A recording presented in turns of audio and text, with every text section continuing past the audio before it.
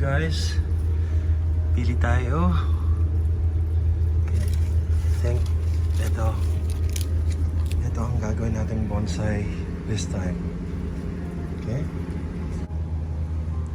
Okay, so ito yung napili nating bonsai. Babalatan natin to and then ilalagay natin sa magandang paso. May dumaan. Hello. Okay guys, it's the same drill. We're gonna de-shell our coconut seedling, and it takes patience and skills to be able to do this. The more I do it, mas lalo kung nalalaman kung paano siya balatan. And of course, it's very tedious process. This one I hate the most kasi you have to really scrape off some of the fibers that is connected to the shell. It's not easy, but if you have time, it's quite fun to do. So the night has fallen, so I decided to go inside the house and do it in the sink, but it wasn't easy from there. So I waited till the next day, and this is the next day in the afternoon. So we're trying to scrape off the remainder of the fibers, and later on we're gonna use some sandpaper to scrape it off. There you go. The reason why we do this is because when the time comes that we have to put a varnish into it, it would be a lot easier for the paint to stick into it. Okay, so now we're gonna wash it and try to hydrate it for a few hours, and then we're gonna prepare our potting mix and soil. In my case, because the thing about bonsais is that they're not really that fussy. They will grow with whatever medium you use. So in my case, I like to make use of the cocoa husk that was left over from the shelling, and then top it up with the potting soil. This one has got what do you call that? Some compost in it. So I put that on top of the pot, and below are the fibers from the coconut, and that's what we're gonna use for our cocoa bonsai. A little bit more, and then the thing about this pot is that we always have to consistently once we planted the bonsai, we have to consistently put some fertilizers into it, because they would require so much to grow for their nutrients and growth. Okay, same drill. We're gonna put it in the middle, and more than the other designs or ideas on how to do it, I just like the simplest way of doing it, just putting, not even elevated, not airborne. I like it just simple, right in the middle, and then that's what we're gonna be doing here. So again, we're gonna cut off a plastic that would be able to restrain the roots from going everywhere, so that it settles downward, or it grows downward. Yeah. And then this time around, instead of putting soil, I decided to just put more of this coconut husks, and one of the reason for that is I ran out of soil, but that's not a problem. They will still be growing even with this fibers.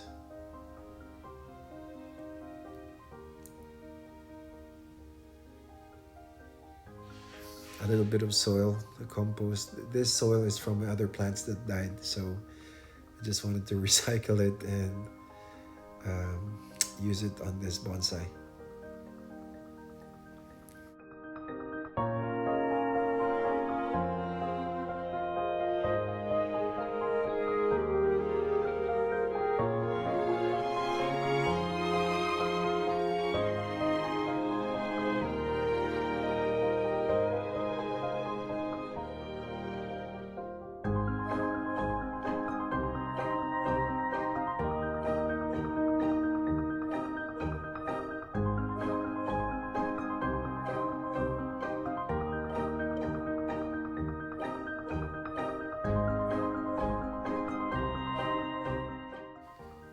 Okay, so we're gonna put a lot of water into it. Just for your information, itong mga bonsai natin, they do love water. So on a daily basis, you have to keep them hydrated. And do not put them under the heat of the sun. No direct sunlight. Just put them behind your other plants or hide them somewhere there's a shadow. They like to grow where there's not much heat. So just take note of that. And this time here, I've started to prune it, but we don't want to overdo it as well, because I think that this particular sprout is quite fragile. So we're just gonna carefully take some of its outer skin off, but we're not gonna overdo it.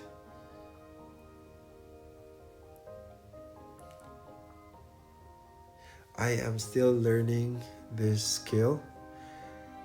There are a few people on YouTube who's really a master of this. I think I also need to get a better cutter or a knife, because this one's not really doing a great job. But I don't know where to find them. Maybe one of these days. But then it's called the rose cutting. So in order for your bonsai leaves to become smaller eventually, you have to consistently do this. But it is something that you have to be very careful about as well, because you don't want to cut off the main branch or the main stem. And when that happens, kapag naputol mo siya, it is most likely not to grow back at all. So just be careful and do not overdo it. I think that this is good enough. I hope that I didn't do more, but this would do, because we're gonna leave this for another 3 months, and probably doing the same drill every 2 weeks of doing the rose cutting. But you don't want to overdo it, because I have other cases of my bonsais that I accidentally cut off the stem. Oh my god, I'm actually overdoing it on this one, and luckily it didn't it didn't get cut off in the end. So I think that's the most that I did for this one. But just looking at it scares me.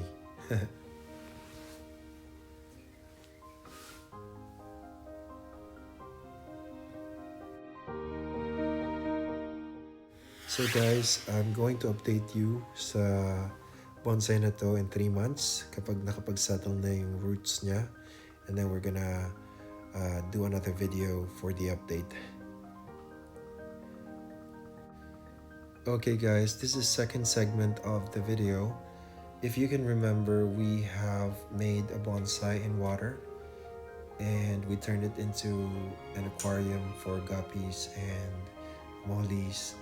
Unfortunately, it wasn't successful because all the fish there died due to some chemicals that is secreted by the roots of the Coconutbonsai. So I think it wasn't a good idea to do that, but lesson learned. I have decided to put soil into the aquarium or the glass pot back then, to avoid mosquitoes breeding in it. And so this is how it looks like after a month and a half. And so I took it off from the glass pot, and then this is how we transferred it into this plastic pot. And hopefully the roots would settle into the new soil very quickly. But instead of putting moss on top, we're gonna put stones para maiba naman. And if you have been watching my video, I have so much to learn on Coco Bonsai. And on this one, if you notice, the leaves are quite big. And ultimately, if you want to have a coconut bonsai, gusto nating mapalit yung dahon. But in this case, I don't want to manipulate it dahil nagkaroon ako ng madaming cases na naputol yung branches. And when that happens, it's almost impossible that it would resprout. So I wanted to do it in a very controlled, minimal manner para hindi siya maputol at hindi mamatay yung bonsai natin. So on this one, I'm just gonna allow it to grow, and we're just gonna do prunings very like maybe once a week or even once every 2 weeks.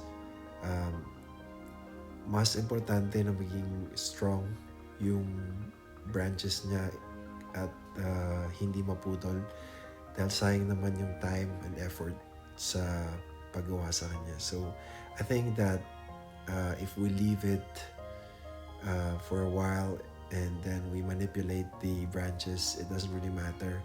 But ultimately, we want to be able to have a nice coconut bonsai no matter how long it takes. So kahit hindi natin madiliin, it's okay.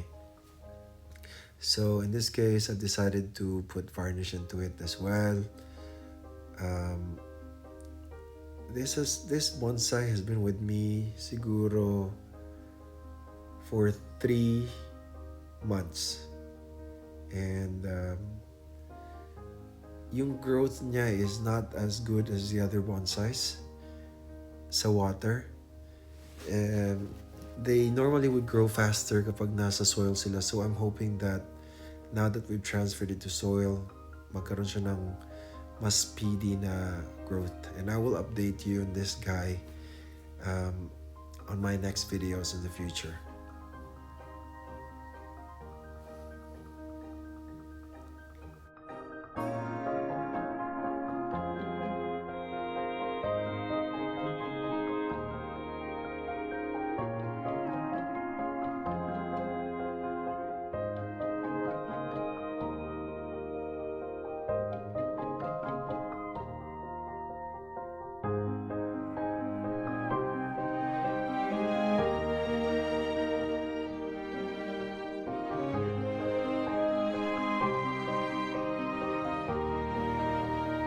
Okay guys, so we've reached the end of this video.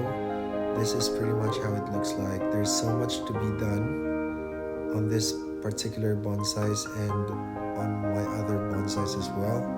But creating a beautiful bonsai is a process and it takes a while, and no matter how far it takes, you'll get there. You just have to be patient.